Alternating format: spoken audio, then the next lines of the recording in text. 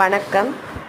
நம்ம எப்போவுமே தோசை சுடுறதுக்கு அரிசியை விட உளுந்து அதிகமாக போட்டு கொஞ்சம் வெந்தயம் சேர்த்து தோசை சுட்டு பார்த்தா ரொம்ப மொறுமொறுன்னு டேஸ்ட்டாக இருக்கும்.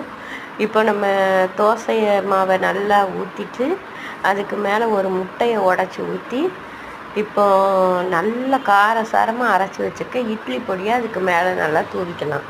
உரப்பு கம்மியாக வேணும்னு சொல்கிறவங்க கொஞ்சம் குறையா தூவிக்கோங்க. அதுக்கப்புறம் லைட்டாக உப்பு அப்படி தூவி அதுக்கு மேலே கொஞ்சம் பொடி பொடியாக நறுக்கி வச்சுருக்க பெரிய வெங்காயத்தை சேர்த்துட்டு அதுக்கப்புறம் கருவேப்பிலை மல்லி இலை அதையும் பொடி பொடியாக நறுக்கி வச்சு அதுக்கு மேலே நல்லா தூவி சேர்த்துக்கோங்க.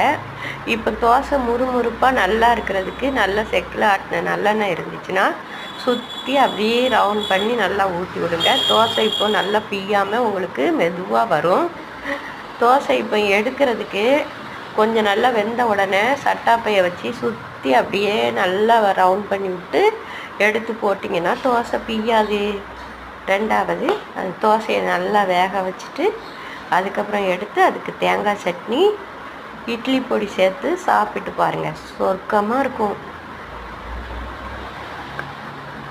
அமிர்தம் தேவர்களிடத்தில் இல்லை, நம்மகிட்டையும் இருக்குது.